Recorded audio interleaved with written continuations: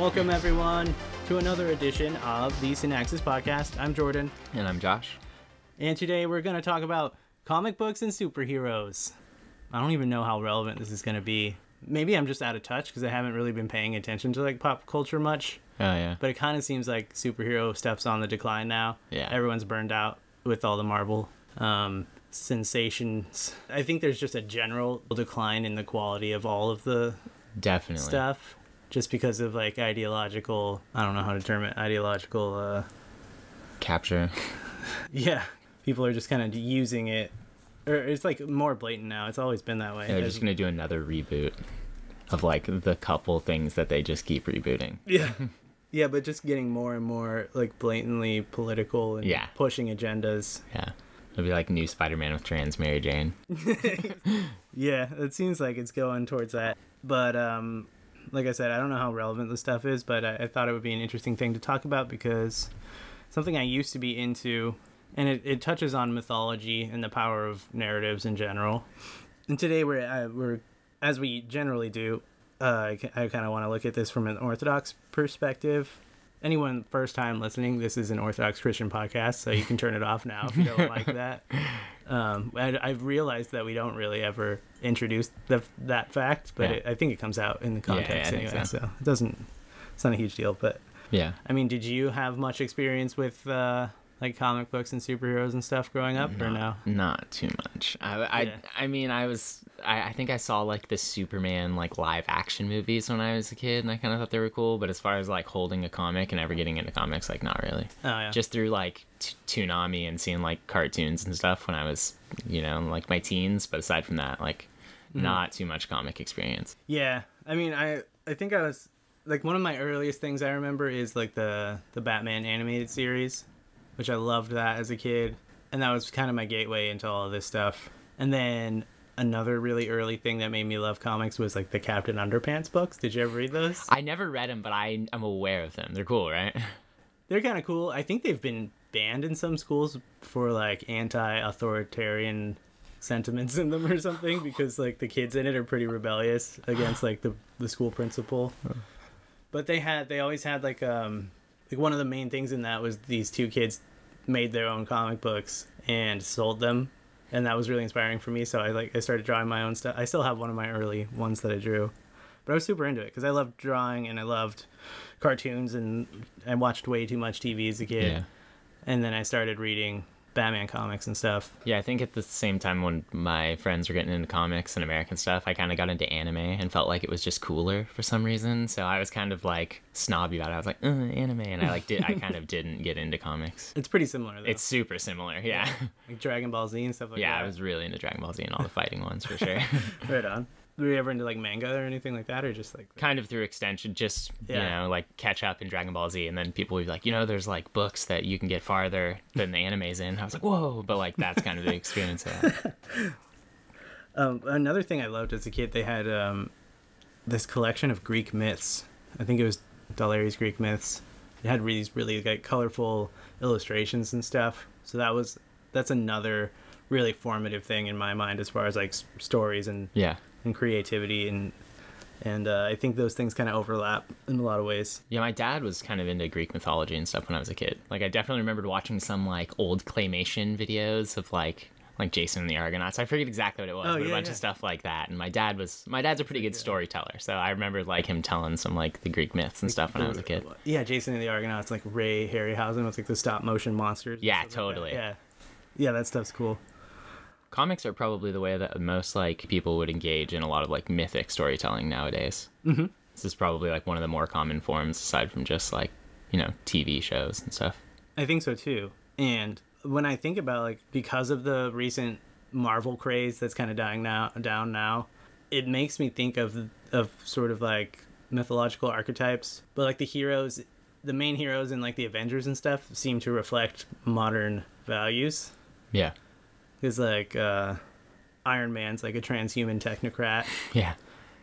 Thor's a pagan god who's also a space alien. Yeah, totally. And I mean, even the idea of all the Avengers are kind of work like a UN transnational group that gets together outside of boundaries and borders to save the world from bad guys. It's totally the UN global governing structure thing.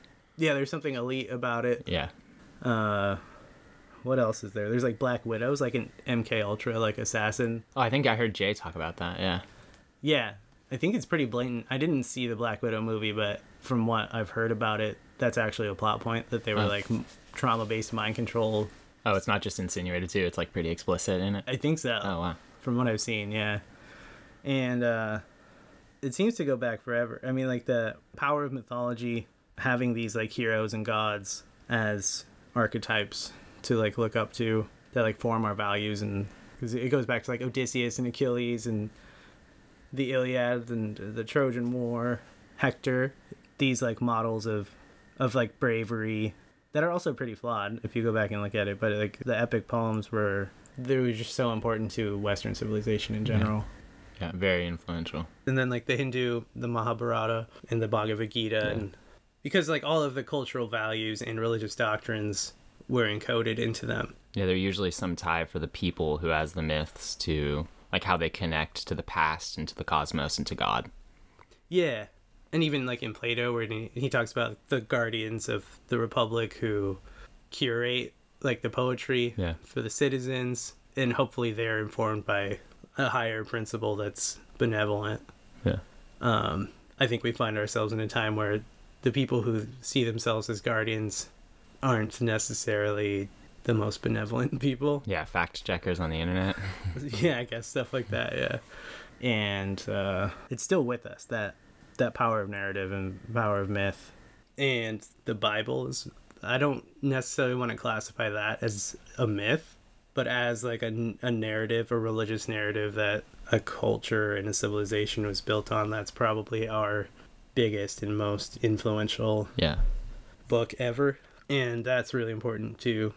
But we're kind of in a post-biblical era. Yeah, it makes sense with the fall away and like acceptance by most people of like traditional religion and Christianity, that in its place like new forms of archetypal myths are going to arise, and it's kind of taking the form of comic book stuff. Yeah, and actually one of the main things I wanted to talk about, and we'll get into it, is Grant Morrison. He's a prolific comic book writer. He's written for a lot of the, like he wrote Superman, Batman, Justice League, X-Men, and some of his own stuff. He's written a lot of stuff, and he was my favorite comic book writer for a long time. And he's also really into chaos magic, and stuff like that. So we're definitely going to get into that, because he's just a really interesting figure at the heart of this really massive pop culture phenomenon. Yeah. And I think he gives us a lot of insight into the kind of things that are behind, that kind of drive the stories, because he even says that he set out to construct a kind of superhero alternative to religion. Yeah, Grant Morrison's a super interesting guy. I didn't know much about him before you wanted to do a podcast on him, but yeah, I was surprised how interesting he was and how openly into the occult he is. Yeah, and how open he is to just teach random people about occultism all the time. He has an awesome Scottish accent that's pretty cool to listen to, but he's hard to understand sometimes. Yeah, totally. But yeah, and he is like a pretty unabashed chaos magician. Yeah. And we'll get into all that. It gets pretty nuts. One of the things that I read for this podcast is his book, Super Gods, which is like, it's part history of superheroes and comic books, but it's also like his own career retrospective mixed together. And so he brings up a lot of interesting stuff from the history of superheroes. Superman's kind of the first superhero to come out in like the 30s, and he was invented by these two Jewish guys, Siegel and Schuster, and they kind of made him as a Nietzschean Ubermensch, but they also wove like a sort of Christ archetype into it as well. And he talks about like just some of the subtle imagery of like the or maybe not so subtle, of his parents putting him in a rocket ship and sending him to Earth because the planet Krypton's gonna explode. And that's compared, I think they explicitly compare that to like Moses being put in the basket and being floated down the river. Yeah, with imminent destruction coming for them. Yeah. And then his parents were originally named Mary and Joseph in the, oh really? Yeah, in the comics. So like you have like that Christ story in there. And Grant Morrison really talks about Superman as and also Batman as like two kind of different kinds of Christ figures. And so Grant Morrison talks about how he grew up in Glasgow, Scotland. His dad fought in World War II, and his dad was really jaded by the war.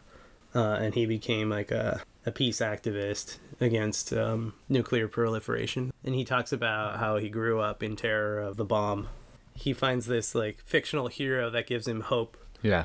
That like represents all these great values of humanity overcoming evil and terror. And he sees just like this hope and power in believing in this fictional character. Yeah. And how that can actually have some kind of effect on reality. Yeah, and that's going to be probably his view just on religions. You know, that people, because they believe things which he would say probably aren't objectively real, but because they have ideas that, you know, defeat death and stuff, that they have like a power with them. Yeah, like that optimistic nihilism of like, we can create our own meaning and we can transcend the mundane reality. Yeah. Almost that Nietzschean thing of like creating meaning. Yeah, like overlaying meaning on meaninglessness. I think that's a really fundamental thing for him, and that colors all of his other magical thinking. Another interesting one is Wonder Woman.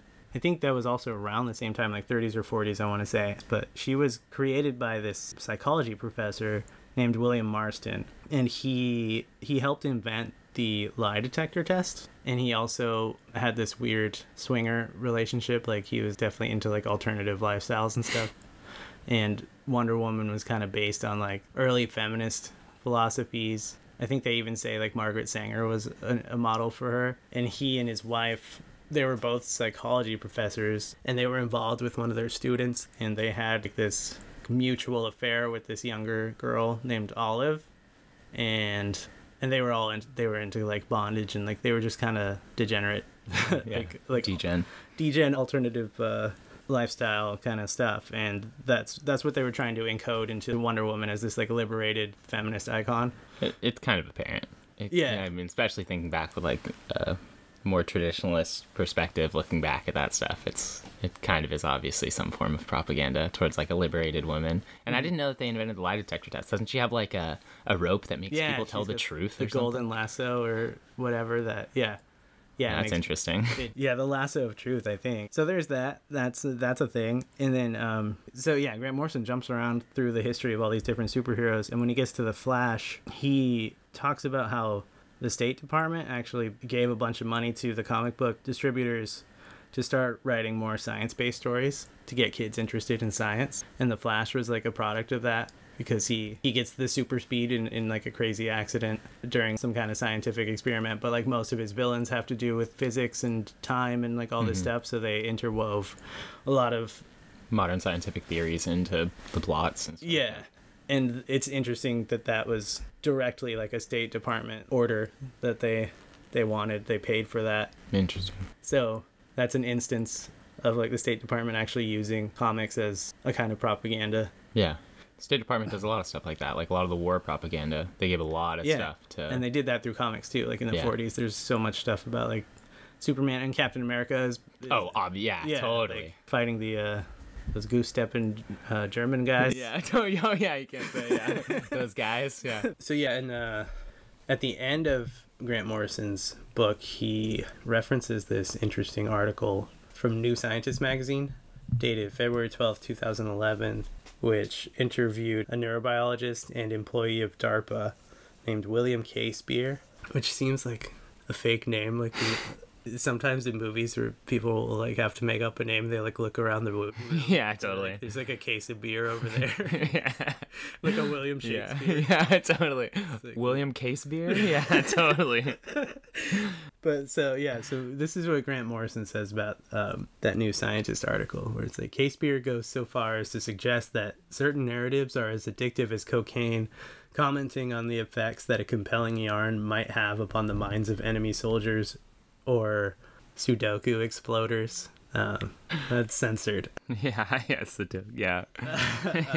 He is convinced that we should be investigating the military potential of stories by creating counter-narrative strategies engineered to undermine or oppose the religious or political storylines that inspire war, oppression, and greed. I'd like to think that magic words and spells belong to the rest of us as well. So we get that State Department actively dictating what kind of content comic books should have in them. And we mentioned the World War II stuff. There was a lot of like pro-American, which I mean, and on a certain level it makes sense, but it underlines the ties that these things have to state propaganda. And like we said earlier, Grant Morrison's really into chaos magic, which he calls it like punk rock magic as opposed to sort of more of the Western esoteric stuff, because he says Crowley's one of his heroes, but he also kind of distances himself from him because he was more of an elite. You know, he was the head of all these societies, or at least higher up in like the Golden Dawn and the OTO, and chaos magic is more like a DIY. Yeah, like anyone can do it. He describes chaos magic as enchanting the mundane with meaning, and he talks a lot about like changing your consciousness and all of this stuff through meditation or ritual or later in his life, I think drug use. Yeah, drug use is a huge part of it too. But he was actually kind of a straight edge for a lot of his early life. He talks about his first introduction to magic was his Uncle Billy giving him Crowley's tarot deck and the book that came with it, and he tried one of the rituals in it, and that night he had this weird experience where he saw an entity, and he says his brain filled up with black oil. And he just had this like mystical experience, and he saw like a lion face that said some cryptic message to him. And that was when he realized that like magic works and it affects a change in your consciousness, and you can do certain actions that have real life effects. And so he threw himself into that. That sounds very similar to Robert Anton Wilson. Yeah. I don't know too much about him, but... Yeah, he's like they have very similar perspectives and stuff, too. And he said a similar thing that, like, through magic ritual, like, you can do the Crowley or Crowleyan stuff, and you can have an experience, but then and he's a clever writer. He's really interesting, and he'll go a couple pages where he'll write something, and he'll be like, oh, like, I was talking to beings in the 70s. Beings contacted me from the star system Sirius, and I was receiving messages from them for a year. And he'll like build something up to where it seems pretty compelling, and he's like, oh, and then I realized that was totally not true, and that couldn't be what's going on. It was just the left side of my brain talking to the right side of my brain. And then he kind of writes a few pages where that seems compelling. He's like, oh, just kidding. And then I learned that like this Irish mythology about a 6-foot psychic rabbit was actually what I was talking about. And I went to a psychic, and the psychic said it was some long dead Chinese man. And then I went to another psychic, and it was actually just a reincarnation of mine. So his whole thing is to not really say what's going on. But one thing he asserts is that you can use magic and drugs to have experiences, but that you just really shouldn't be sure about what it is because you're probably wrong. In around 1973, I became convinced for a while that I was receiving messages from outer space. But then a psychic reader told me I was actually channeling an ancient Chinese philosopher. And another psychic reader told me I was channeling a medieval Irish bard. And at that time, I started reading neurology, and I decided it was just my right brain talking to my left brain. And then I went to Ireland, and I found out it was actually a 6-foot-tall white rabbit. They call it the puka, and the Irish know all about it. So it depends on who I'm talking to, which of these metaphors I use to explain where these weird patterns come from that jump out of the books and take hold of the readers and change their lives. It's not me. It's a 6-foot-tall white rabbit from County Kerry. Huh. Yeah, it does sound a lot like Grant Morrison, because he's said things where, like, I think everything is true. All of it. And you sent me, like, a short video of Robert Anton Wilson where he quoted the Albert Hoffman. Yeah. And that's the guy that, like, discovered LSD, right? Yeah, totally. The bicycle day or whatever. Yeah, I think he was the chemist that made a bunch of psychedelic drugs. But I think the story goes that after he did it for the first time, went on a bike ride and then had a pretty vivid bike ride and was like, whoa, what's going on? And yeah. Yeah, he had a trip. Yeah, for sure. Bike. And so Robert Anton Wilson, he quoted the Albert Hoffman guy as saying, the main thing I learned from LSD is that there is no objective reality separate from us. All there are the realities that our nervous systems construct out of the signals they receive. In 1982, he wrote an essay on the 40th anniversary of the discovery of LSD, in which he says, the main thing I've learned from LSD is that there is no objective reality separate from us. All there are the realities that our nervous systems construct out of the signals they receive. And that seems to be part of Grant Morrison's worldview too. There's no objective reality except what we make of it. Yeah, I think Robert Anton Wilson just calls it like reality tunnels. It's something like everything that you experience is interpreted through your paradigm, and that like if you change what you think about what's going on, your experience of the world is radically different. So if you accept a set of presuppositions and you have an experience, you interpret it through that frame.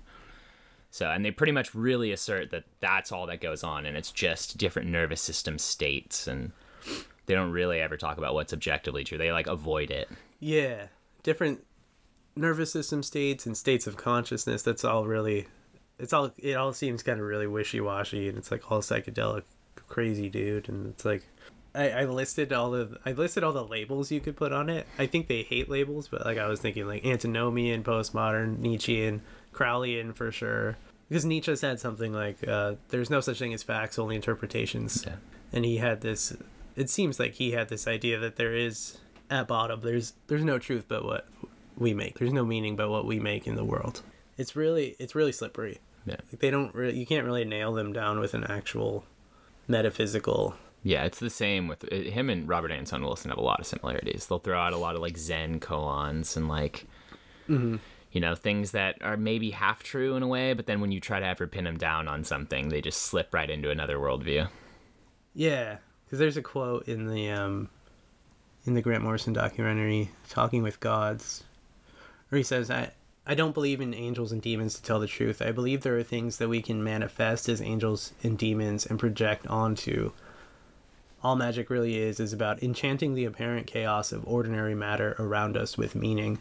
And that's what I was interested in, the nuts and bolts of it, not whether it was an angel or a demon, because I don't believe in angels or demons to tell the truth. I believe there are things that we can manifest as angels and demons or project onto, and really all magic is about is enchanting the apparent chaos or, you know, of ordinary matter around us with meaning.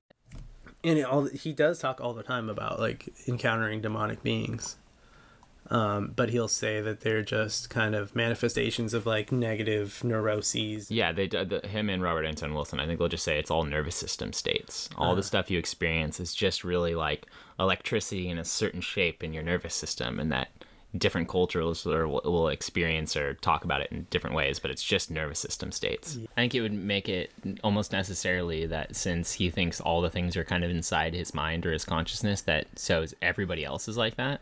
So in one of the talks, he says that he summons John Lennon. Yeah. And that's like one of those cases where like, did you summon John Lennon? Or he even says he wasn't sure if it's John Lennon or if he was like coming in contact with his like human ability to write music or something. He had like one of those like, well, it's this, or it could be like this. But he pretty much says that he summons John Lennon through like making his room. He plays the most psychedelic song of John Lennon. He puts on a paisley shirt and he keeps being like, come through, John, until all of a sudden he says that there's a floating, rotating John Lennon head in his room that gives him a compelling song that sounds like a John Lennon song. And that he'll play it. He totally will play and perform the song that he says this head told him, you know? Keep taking the pills. Keep reading the books. Keep looking for signs that somebody loves you. Keep walking the dog. Keep taking the drug. Keep looking for signs that somebody loves you. One and one makes two, if you really wanted to. Talking about love. Yeah. He wasn't sure if it was really him coming in contact with John Lennon, but it was probably just a part of his mind because it's all in his mind. Mm-hmm. Yeah, in interviews when he's explaining chaos magic, he usually uses that as the example where it's like when you do chaos magic, you try to focus on like a certain idea or elemental thing, and you kick everything out of the room that's not that. Yeah. And when he tells Kevin Smith about it, he actually describes it as summoning a demon. So I was testing this stuff. I thought, if you can conjure these just states of mind to the point where you feel like a god is taking over, can you do it with things that aren't real? You know, so I tried it with John Lennon, and although he's real, he's dead. Right. So I thought, let's do ritual magic. And I surrounded myself with my Beatles albums, and I wore the paisley shirt and the tight trousers and the Beatle boots, and I got my Rickenbacker out. How old are you? This is like when I was 30. This is when I was doing hardcore magic, when I was doing the Invisibles. Okay. And I put Tomorrow Never Knows on a loop and just summoned John Lennon the way you would summon a demon, but I'm sitting in a circle of Beatles albums. No, but right, and seriously, this head made out of what looked like visual, like notes, chiming music, appears of John Lennon rotating in the room. And it's not, I know it's not there, but it's there. I see it. What the fuck? This can't be. And he tells me a song, and I'd recorded this song. It's on the fuck out of here. It's on the internet, and it's like a kind of crappy B-side from the Revolver period. But it does sound kind of Lennon-esque, you know? That is magic. Yeah, and it's just all I was doing was kick everything out of your head except the idea of John Lennon. And that's what happened. And so, yeah, then he puts on a Beatles record and he just brings all this stuff in and just like tries to concentrate and meditate on the idea of John Lennon to summon his essence. His disembodied, I don't know what. Yeah. And he doesn't seem to either. Yeah. But he's like, he pretty much doesn't even care too much about what's going on, just that it works. That's the takeaway of the whole thing is he's like, I don't really know why it's going on, but it works. Like, you can do this. You can go home and do this. He says you can summon John Lennon's, you can summon the Greek gods, that you could summon the old Craftian, Lovecraftian old ones. Yeah. Yeah, it gets kind of absurd with trying to explain what it actually is. And he doesn't even really seem that concerned with actually getting to the bottom That's the same with Robert Anton Wilson. Like, the overlaps are insane. Like, they just don't really care. All they care is that there's a phenomenal experience and you can experience it, and you can just experiment with it and have things happen. They never really care about, like, they're definitely the kind of people who are like, this is interesting, isn't this fascinating? They don't talk about what's true. Yeah. And Grant, I mean, there's a whole passage in Super Gods where Grant Morrison talks about experimenting with transsexual shaman magic and dressing up as like a female alter ego and summoning demons and doing drugs and actually seeing like demonic figures and things. It's really important, actually. This is from page 256. I was entering some very bizarre areas of consciousness and found that the girl me was smarter and more courageous and could more easily negotiate with and fend off predatory demonic entities. At least that was my personal justification for some epically odd behavior. If it helps, consider demons to be bad states of mind, crippling neuroses or fears. Dressed in black vinyl with 6-inch heels, showgirl makeup, and a blonde wig, I began to traffic freely with angelic forces, Voodoo Loa, those are voodoo gods, Enochian kings and seniors, the scum of the Goetia and the tunnels of Set, Lovecraftian entities and other fictional characters and aliens. I performed rituals of all kinds to see if they worked, and they delivered every time. As mad as it sounds, and it sounds a bit mental even to me these days, all of this was done with the rigor and precision of a scientific experiment. If I found some dangerous or interesting ritual in a book, I'd give it a go to see what effect it would have on my consciousness. The results were never less than revelatory. Psychedelics gave these experiences the fidelity of a Star Trek 3D holodeck experience. Demons and angels had faces now of white-hot, razor-edged purity or grotesque puzzle box monstrosity.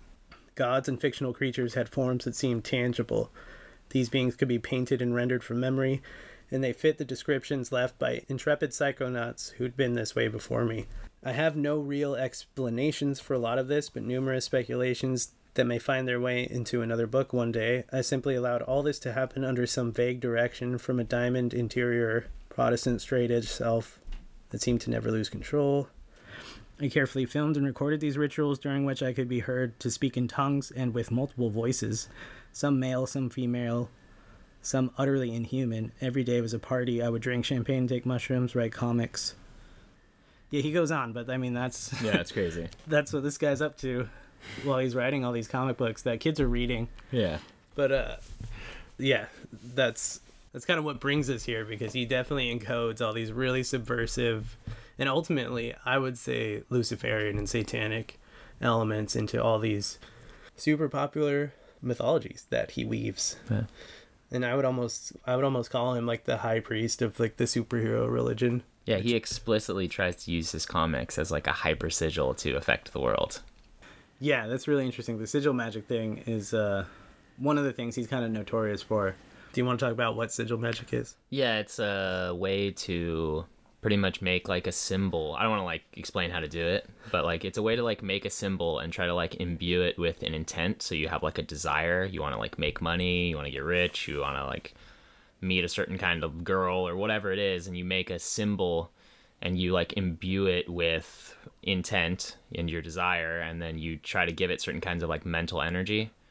And depending on the kind of school, some people will do weirder stuff to try to like give their sigil energy. I like don't really want to talk about it. But yeah, it's pretty much the idea of making a magical symbol that you can put somewhere, and then you can look at it and give it energy, and other people can give it energy. And yeah, and it's because magic itself is a definition of it I hear a lot from these types is that it's affecting a change in the world in accordance with your will. Yeah, they say, I think most forms of the occult stuff is that wherever you focus gives like a form of energy. So I remember being like occult forums back in the day, and it would be like where the mind goes, energy flows. And that's totally just a ripoff of one of the old Taoist, where the mind goes, chi flows. Right. And then, yeah, so a lot of those things that once people make the sigils, the symbols, you're supposed to put in places and have them focused on. You can get third parties to focus on them. But they say that there's like a particular power to staring at them while you do certain things like...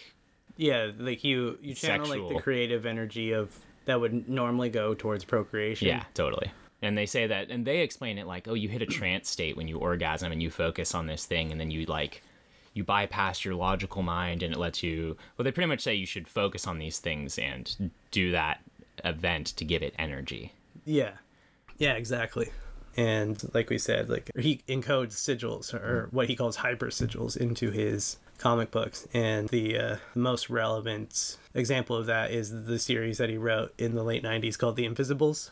That story is about like, it's like a Gnostic superhero story. The kind of conceit of The Invisibles is that all of these conspiracy theories are true. Like there is like a secret society that's trying to take over the world. They're trying to like crown the moon child as the new messiah of the earth. They're these evil like intergalactic demon things that are trying to enslave humanity basically. And then the Invisibles are these Gnostic freedom fighters that fight them using occultism and magic. But he actually explicitly says that the Invisibles are based on the Invisible College, which are like the Rosicrucians. Yeah. So like they're these occult heroes that are fighting for the liberation of humanity against like the enslaving archons. The enslaving archons.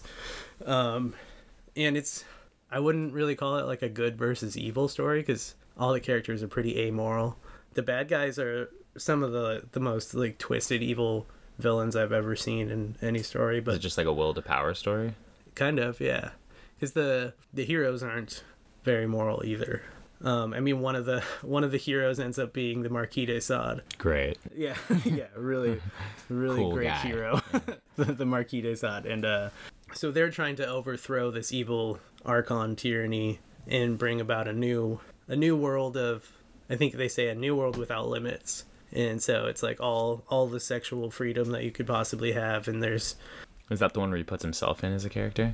Yeah. Yeah. Yeah, I remember that was from the Disinfo talk, right? Or the DisinfoCon one, where he said that he wrote into the story that his character had like an infection and like a collapsed lung, and then within a couple months he was in the hospital with like collapsed lungs and like a similar kind of infection. Yeah, it was like a skin bacteria or something. Yeah, something like that.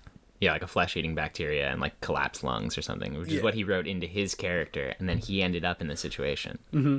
Yeah, and he talks about how like when that happened to him, he like went into like almost this weird fever dream mystical vision of the Gnostic Jesus appearing to him. And then I got super sick after that and was brought to the point of death. So that the whole thing was like Why? How were you brought to death? I got really sick. I didn't know I was sick with a staph infection, Staph aureus. So I went through an entire year, but I was super fit because I was doing like martial arts and all kinds of stuff. But I got sicker and sicker, and I started to erupt in boils like fucking demon possession. And what was it? I finally got one in my face, but the weird thing was I was writing about this in The Invisibles, so the King Mob character who was styled after me is on a torture chair and they convince him that he's got necrotizing fasciitis bacteria munching through his face. 3 months later, I've got this hole. You can still see the scar, right? I know. So it turned out to be this bacteria, and it went on a few more months, and finally I collapsed. I was hallucinating. I saw Christ coming into the room. What did he, when he came in, did he say anything or do anything? Oh, yeah, but I can only remember the first bit. What was the first I put bit? it in the comment. Christ walks in the room, call him a light, and then suddenly it's Christ, and he said, I am not the God of your fathers. I am the hidden stone that breaks all hearts. Explain that, please. No, and then I can't remember the rest. It was just this, I was tears running down me, and it basically came to, you can stay, you can die tomorrow, or you can stay, but if you stay, you got to spread the light. And he describes that in one of these letters sections. He also describes it in his book, but he kind of cleans it up a little bit because it's going to have more wide appeal. In the original like letter section in the Invisibles, he talks about how the Gnostic Christ came to him. He said this mystical aphorism of like, I am not the God of your fathers, I am the hidden stone that breaks all hearts. And then he says he forgot the rest of what the Gnostic Christ told him, but he remembers that it was like, you can either die now or live to help bring in the apocalypse through your work. And that's what he says in the letters. He doesn't say that in this best-selling in the one made for wider appeal. He just leaves that part out. Yeah, he leaves that part out. But so this story that we're talking about, the Invisibles, he calls it a hypersigil. And the letter column in the back of the final issue, this is how he describes the entire thing. He says, the Invisibles is a spell. It's not just a comic book. It tells the future. Things happen around it and to the people who absorb it. I'm not lying to you. I present a slice of human experience in this form. I started out writing a story, and slowly, over a few years, the world I live in became almost exactly like the story. Friends, learned men and women, if you really find the idea of magic ridiculous and you're not just scared in your slave heart that the devil might be real, go now to your local bookstore or to Amazon and find a recipe book. Phil Hine, Dr. Hyatt, Ramsey Dukes, Peter Carroll, Aleister Crowley. If you can stomach the language, follow the instructions and watch it all happen. Real as any bus turning up. And if you don't even try and prove me wrong, you're a chicken shit God-fearing Neanderthal. Those days are gone. That God is gone. Wise up and have some fun with the world in your life. Follow the instructions, you'll see. And so with the Invisibles, he was trying to encode like a magical working to bring about this apocalypse and a new world without limits. There are some panels where the invisible hero, Marquis de Sade, is talking about how he wants to bring a world with no boundaries, of like absolute freedom. He describes what he thinks the apocalypse might be. Yeah, in the letter section, he says, I'm expecting some kind of unprecedented radical transformation of society and culture within the next 15 years, whether it's a classical apocalypse scenario, the end of the world as we know it, or nothing at all remains to be seen. And yeah, these Invisibles letter sections are pretty revelatory when it comes to his worldview. He says a lot of crazy stuff in there. I mean, his worldview it's really hard to pin down. He's this chaos magician that's also, he believes vaguely in a weird like monistic pantheism where the entire cosmos is one unified organism and we're all like just consciousness experiencing itself stuff like that. Yeah, it's a lot of the Alan Watts kind of stuff. I heard him bring Alan Watts up a lot. It's like a vague Eastern mysticism, monism mixed with a lot of occult stuff. Yeah, and he kind of talks about how humanity is in its larval stage and it's like evolving towards basically like Terence McKenna and all these guys at the teleological endpoint, like the singularity. Yeah. I mean, he uses the Terence McKenna's date, December 21st, 2012. That's like the date of the apocalypse, which obviously it didn't happen that day, or maybe it did.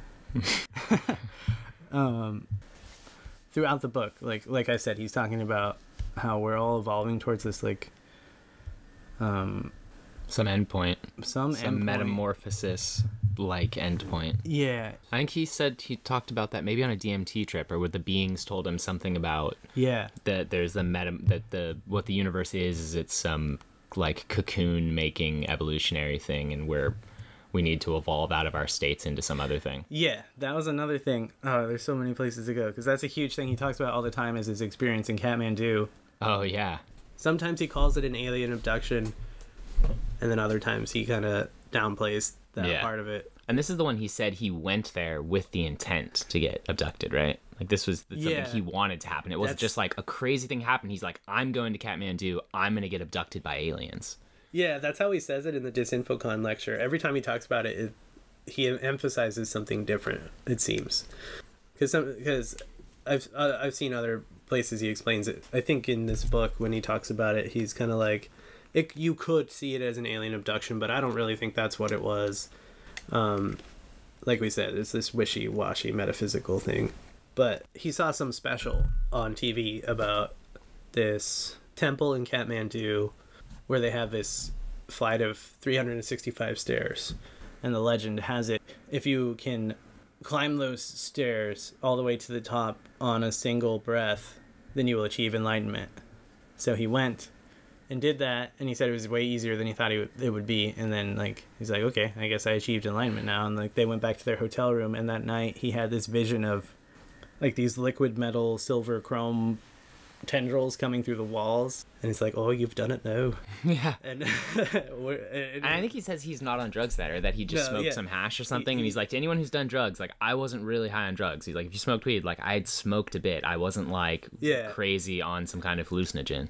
Yeah, he had never really done hallucinogens before that, but after it happened, he tried to get back to that kind of experience, and he never did. But yeah, so this like sentient silver goo came in, and it like asked him like, where do you want to go? And he said Alpha Centauri.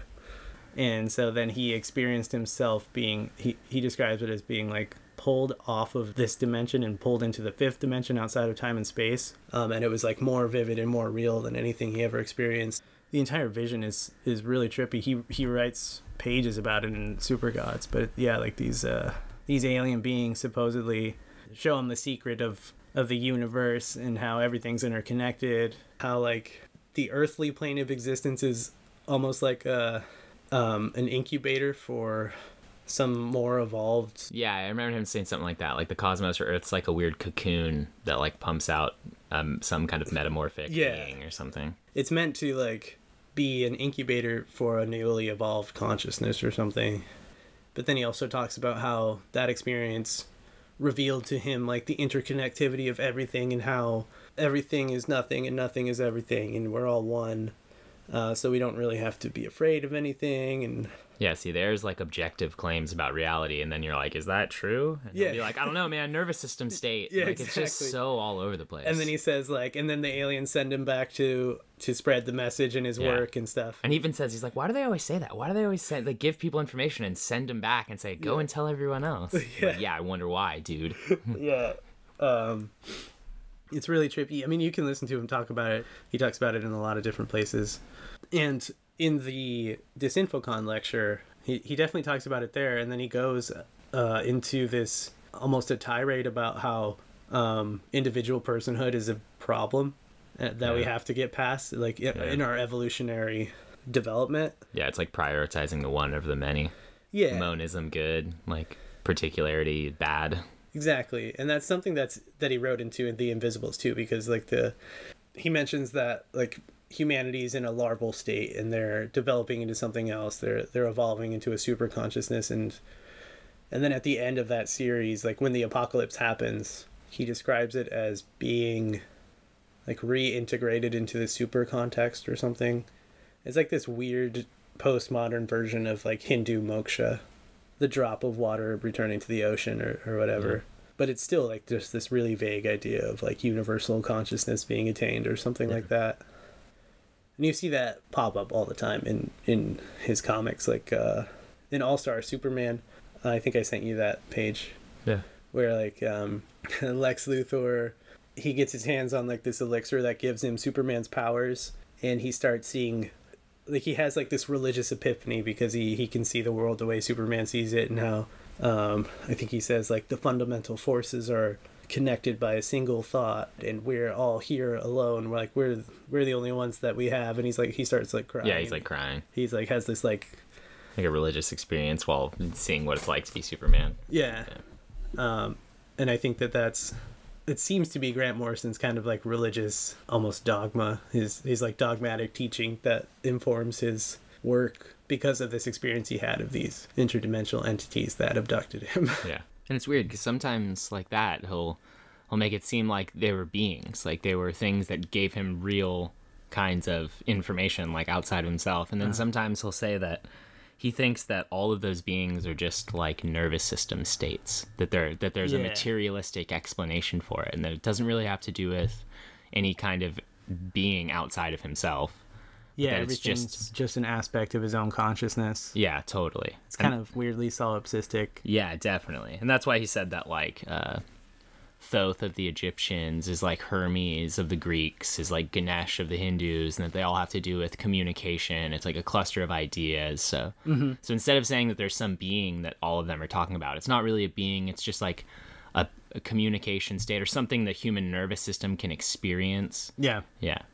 When I was researching this stuff for this podcast, it kept reminding me of like the UFO episode about the cracks in the wall. Because there is, like we saw from Grant Morrison and his history of comic books, there's like this involvement with the State Department, and there's clearly this weird nexus of like government propaganda and black magic stuff. Yeah. We didn't even get to Alan Moore, but it's not like Grant Morrison is the only occultist in comics. Like Alan Moore is probably the most well known. He's the guy that did V for Vendetta? Yeah, V for Vendetta, Watchmen, Killing Joke. And they both hate each other, right? That's the one they have like their weird like occultic wizard duel. They have kind of a rivalry. I'm not sure how much of that is like PR or whatever, but they definitely seem to have some spats, and they say talk a lot of smack about each other. Yeah, that's definitely what I saw online, is that every time one mentions the other one, it's just constantly being rude. Like, they really don't like each other. They definitely had some experience that was bad. Now all they do is talk bad things about the other one. It makes sense that there would be some kind of envy and tension between them. Yeah. But they both have a very similar worldview about trying to change people's consciousness through their art, through like by exposing people to these ideas. Art is, like magic, the science of manipulating symbols, words or images to achieve changes in consciousness. The very language of magic seems to be talking as much about writing or art as it is about supernatural events. A grimoire, for example, the Book of Spells, is simply a fancy way of saying grammar. Indeed, to cast a spell is simply to spell, to manipulate words, to change people's consciousness. And I believe that this is why an artist or writer is the closest thing in the contemporary world that you are likely to see to a shaman. I mean, there's this occult element in comic books, and then we also talked about how there's the State Department propaganda, intelligence communities. I mean, DARPA's involved in manipulating comic book stories, or just narratives in general. Yeah. And we saw that same nexus in our UFO episode with the same kind of goals in mind of changing the way people think about religion in a way that fits with the agenda of the One World Order, which is ultimately the kingdom of Antichrist. It seems like there's a similar mixture of all those kinds of influences in the comic book world, which is really fascinating. And we referenced in that episode the Rene Guénon's idea of like anti-tradition and counter-tradition, where there's that process he describes of like materialism doing away with all of the traditional spirituality, and then like a counter-tradition bringing in a counterfeit new religion, which would be the religion of Antichrist. And I kind of see that playing out in all these different corners of popular culture, and it does seem like it's here too. Like the way Guénon talked about the counter-initiation and these forces that are actively trying to subvert traditional spirituality and initiate people into this like Luciferian counterfeit. And I think that's exactly what Grant Morrison is doing, whether knowingly or unknowingly.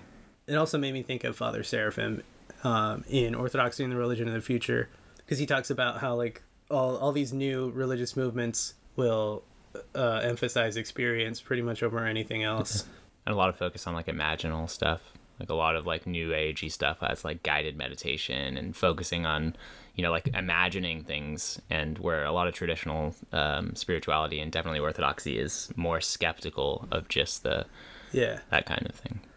Yeah, because I have this excerpt from Orthodoxy and the Religion of the Future, where Father Seraphim says, when experience is emphasized above doctrine, the normal Christian safeguards which protect one against the attacks of fallen spirits are removed or neutralized, and the passiveness and openness which characterize the new cults literally open one up to be used by demons. And that's exactly what we've said that these guys say, where they're like, it affects a change in your consciousness. Like, you can experience these crazy magic things, and even though we can't explain them, we know that they work because we experience them. And they don't have any coherent metaphysical doctrine. All they go off of is what they experience with their senses, and then they have this vague non-explanation of nervous system constructs. Yeah, nervous system constructs.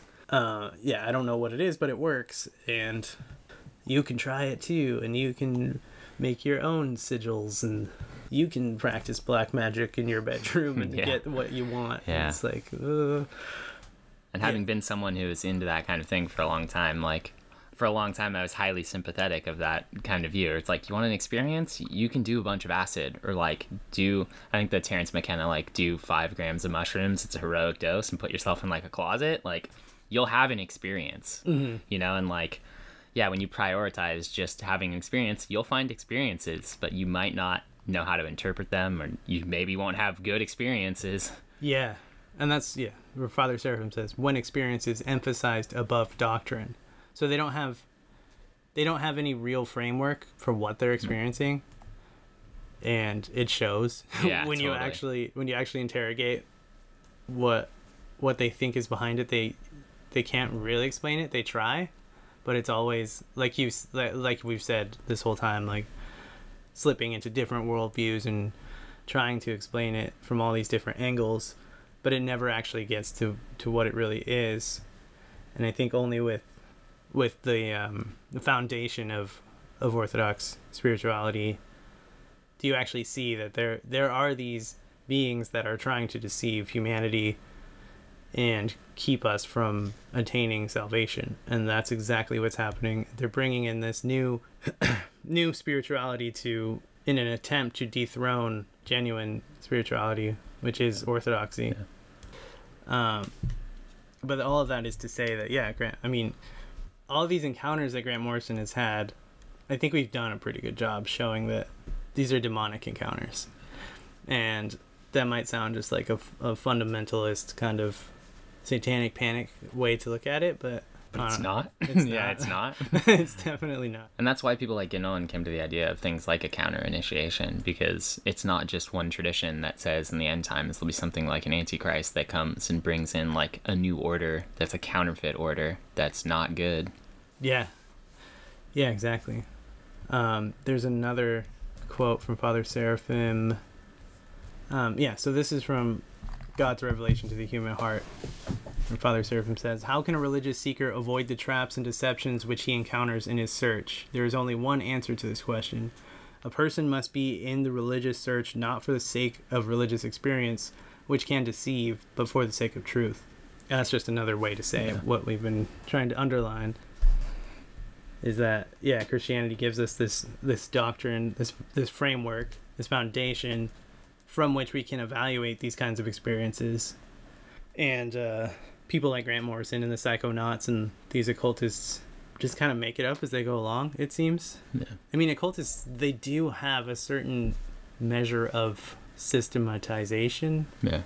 But it's a counterfeit one, and it's not based in the truth of Christ. It's an alternative to it. It's a deceptive one, like the way Father Seraphim is talking about this. We should not be in the religious search just for the sake of experience, which can deceive, but for the sake of truth. Yeah, a lot of them have like already kind of relativistic worldviews where the truth is your experience. Yeah, the things that Father Seraphim are emphasizing is like the doctrine and the framework. The life in the church. Life in the church, which is embodied in the saints, who are the real superheroes. Because through Christ, they've overcome the world. I mean, Christ is the hero, and he exemplifies the ultimate hero's journey. And that's what we're contrasting with this like experiential Gnostic self-revelation, or really demonic revelation. These are the two things that are kind of butting heads right now. as far as this conversation, I guess, that we're trying to compare and contrast. And I think a really good example of a saint, I mean, there's so many saints, we could talk about so many, but one that seems really relevant to this is Saint Cyprian, the former sorcerer. Cool. Because he was alive in, like, I want to say the 2nd century, and he is still renowned as, like, one of the great sorcerers. There are still people in, like, black magic circles that I don't think they actually have authentic grimoires that he wrote. I was gonna say, yeah, there's like a bunch of apocryphal grimoires or whatever that are attributed to him, right? Yeah, they have books that are attributed to him, like, but it actually says, if you read his life, it says he burned all his books when he converted, because, spoiler, he became a saint. Yeah, the story goes that he was this renowned sorcerer. People came to him for, like, healing and all these different things. Love potions. Yeah. Part of the story is that this young nobleman fell in love with this pious Christian girl named Justina, and he wanted to seduce her, but she kept rebuffing him. So he went to Cyprian the sorcerer to have him work his magic on her so that she would fall in love with him. And so he would literally send demons to tempt her into lust, and she would make the sign of the cross, and they would flee. And then he realized that there was something more powerful than his magic. And this is a really short retelling. Maybe we can even link the account of his life, because it's really cool to read. But he says that he knew the devil face to face. Like, he actually talked with him, and then he confronted him, and he was like, "Who is this Jesus, and why are all your servants afraid of him?" and stuff. And then it says that Satan got enraged and started to try to kill him, but he made the sign of the cross, and Satan fled. And then he realized that Christ was the true God, so he went to, like, the nearest church, and he wouldn't leave until they baptized him, and he burned all his magic books, and he became a bishop and a saint, and then he was martyred, both him and Saint Justina, who was the young Christian maiden. And it's just such an epic story, and hopefully something like that happens for Grant Morrison too, because I really like him in a lot of ways. I think he's likable. He's a super talented guy. It's just really unfortunate that he's mixed up in all this really, like, to me, it's, like, clearly really dark and disturbing stuff, and we've only scratched the surface of it. But yeah, I'm really sympathetic too, because I was in a similar, I mean, I don't write stories, but I did hallucinogens for a long time and messed around with the occult. So when I see that kind of thing, I am kind of sympathetic, where I'm like, I kind of get where you're coming from. Yeah. But, like, come on. Yeah. So we should definitely pray for him. I think, especially to people, probably our listeners who are already into orthodoxy and are kind of familiar with this stuff, I feel like we've made it pretty clear how dark and dangerous his stuff is. But, like, that's another thing I wanted to talk about, because even though he's not really a household name within comic books, he's one of the most celebrated writers, and his work is so influential, and this worldview, like this superhero alternative to religion, like, you can see it manifest in all these sort of, like, Marvel brain, like, fan base kind of Funko Pop, like, that kind of culture. I have a feeling that he's a big part of bringing that kind of fandom in, maybe indirectly or directly. But like, because the interview with Kevin Smith is really interesting, because Kevin Smith he grew up Catholic, and he talks about it in that interview. And when he hears Grant Morrison talking about, like, all these crazy experiences, he starts talking about how, like, you know what, I grew up Catholic, and, like, this is the first time in a long time anybody's ever given me hope. And it seems kind of silly to think about that, but, like, that's where people are right now, and that's, like, the power of these kinds of stories, especially in a culture that isn't grounded in anything traditional, where, like, God is dead, in quotes, and it leaves this spiritual vacuum where people are thirsting for something, and then they see something like Grant Morrison, who is, like, on the outside seems like a really spiritually wise person in a lot of ways, and is super fascinating and has all these otherworldly experiences. He's this false prophet, like, of this new religious consciousness, and people are just eating it up. And I think Kevin Smith's an interesting case study. I think he's kind of, like, the lapsed Catholic who lost his faith and has to have faith in these new myths instead. I think it's why it's so important to have your children be raised inside of the church where there is a liturgical calendar and you can celebrate saints and venerate good people in the past, because if you don't give your kids compelling stories with people being heroic and virtuous in a bunch of different ways, they will seek those things out in other means, and it'll inevitably be a less true and more deceptive form. That it's that C.S. Lewis quote. I always think of this. Yeah. Since it's so likely that children will meet cruel enemies, let them at least have heard of the brave knights and heroic courage. Otherwise, you are making their destiny not brighter but darker. So I'm sympathetic too, because the people who are getting really into comic stuff, they probably don't have a way into the archetypal stories and patterns and stuff that their kind of soul yearns for. People will yearn out stories where people are being heroic and there's justice and there's mercy, and they won't really know why, but they'll find it in a story and it'll hit them hard. So unless you give them a better framework for it, they're gonna go seeking for it, just like food. And I'm glad you brought up C.S. Lewis, because both him and Tolkien, it seems like they were trying to inject some of that, just that Christian ethos in the form of mythology into the culture. And for the most part, they did a really good job of that. Great job, yeah. And there are people who have no... you've told me, but you have friends who love Lord of the Rings. Yeah, totally. It's their favorite book. They grew up reading that, and it's super cool. It speaks to something inside of them, and they're staunch physicalist, materialist kind of people. But those stories really speak to them in a way they can't really explain why. Yeah. And there's another C.S. Lewis quote that's relevant where he says, where men are forbidden to honor a king, they honor millionaires, athletes, or film stars instead. Even famous prostitutes or gangsters, for spiritual nature, like bodily nature, will be served. Deny it food, and it will gobble poison. That's a good quote. Yeah, and I think that's right on theme with what we're trying to say. There's this, and that's what we said in our UFO episode too. There's this drought, the spiritual drought that we're in, and everybody feels it, this famine in the land where we've lost our faith, just as a collective, as a human society or whatever, and so all of these other things, these counter traditional things, are coming through the cracks in the wall, and people are gobbling them up even though they're poisonous. And poison is a good analogy for it too, because poison's something you take in and it gets you from the inside. It kills you from the inside. And I guess that's, and like you were saying, that's why I wanted to talk about this too, because I'm one of those kids too. I loved these stories, and they gave me hope, and they showed me this. Ultimately, it's this religious feeling. Yeah. But I've said this before. I've grown up nominally Christian for a long time until I really had the Orthodox tradition. There was always something missing. Yeah.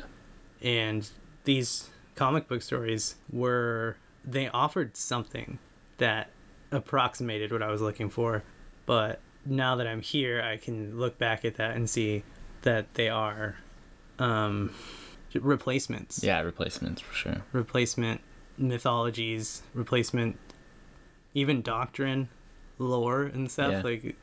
Yeah, I mean, I guess I didn't really do comic stuff as much when I was a kid as you did, but I definitely had some anime and a lot of video game stuff. I think I played Zelda: A Link to the Past, the Super Nintendo one is the first game I ever really played, and that is just totally imbued with traditional symbolism and the hero saving the prince, going down into caves into the depths to save princess, and a lot of that stuff really did speak to me in a way that was hard to articulate, but being older and looking back, I'm whoa.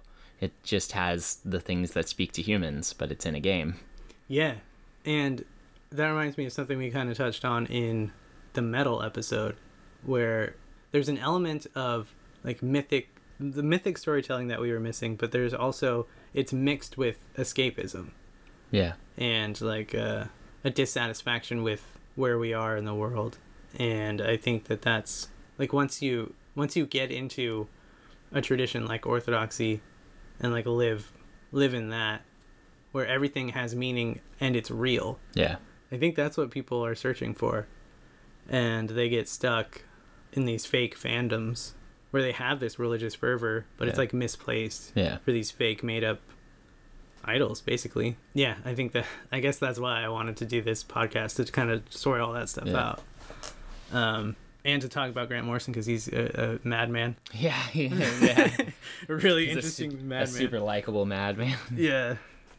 And that's another thing I was thinking about, is like with Grant Morrison or people like King Diamond, who I did that video on, they're obviously surrounded by darkness, but they're so talented, and they make really subversive art, but they have this creative power that I think that's why the demons are trying to use them, because like that creativity, they don't have that.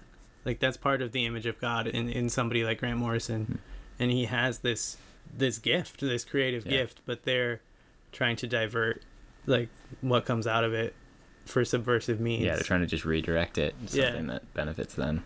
Yeah, so like ultimately their act of creation is like a reflection of their inherent godlike image, but it's being diverted for nefarious ends.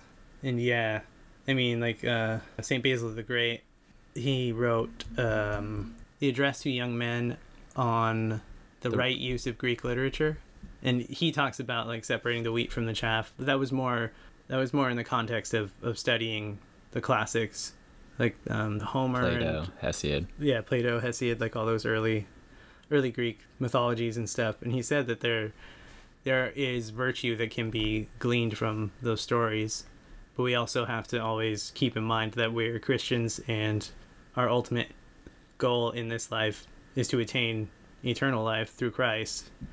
And so if we can not be diverted from that ultimate goal while trying to glean what virtue we can from these stories while separating the bad, harmful things, then that's what he would call the right use of Greek literature.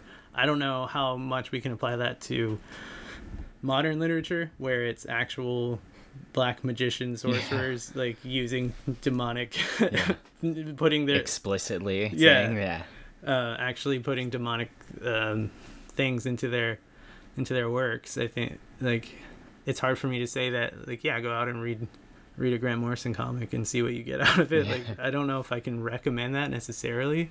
There are a lot of snares out there, and it's hard to navigate this. But I guess the first step is to be aware of it, though. I keep seeing people who are like, man, like learning about all this occult symbolism has ruined movies for me. And like Netflix, like I can't even watch it anymore because all I can think of are like the Masonic implications or whatever.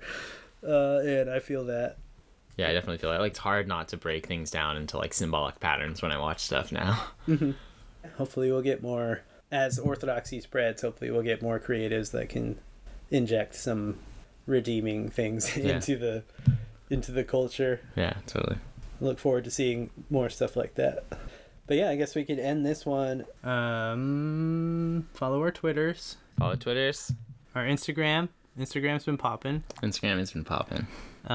And we got merch. Do you have merch now? We have merch. We'll put that. You can find that on our page. It's on Teespring. It's a whole link. We partnered with our friends at JG's Classic Tees, and they have a lot of other designs too, but they're good. Check them out. Synaxis designs. We got Metal Mystic designs on there. And if you want to support us, since we're doing this for free right now, we're not making any money. If you want to throw some shekels our way, that's a good way to do it.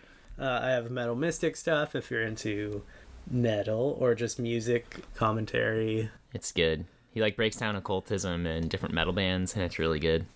Yeah, I only have 2 videos. I'm working on the 3rd one right now. It's taking me forever. I'm going to have to learn how to be more efficient making these videos. But yeah, check that out. Subscribe, like, share, comment. And if you guys ever had like topic feedback, so like suggested things we could do, like let us know for sure. Yeah, absolutely. We're open to suggestions for sure. We have some things planned that we're excited about in the future, but just holler at us. Thanks for listening. Hopefully you made it this far. And that concludes another edition of the Synaxis podcast. God bless. Bye.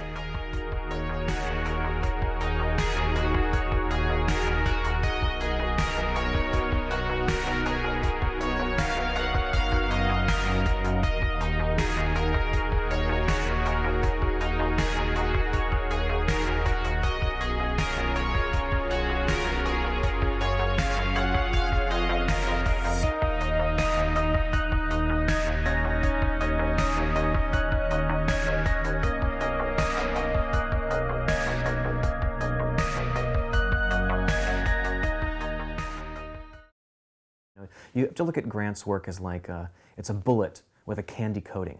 You know what I mean? It's the kind of thing that a kid can read it. Their parents will never be the wiser that their kid's getting their mind good and fucked. Why don't you make yourself at home here? What are you doing? What is going on in your mind? I mean, I can only imagine what would have been going on in this house had I not been here. I'm Chris Hansen.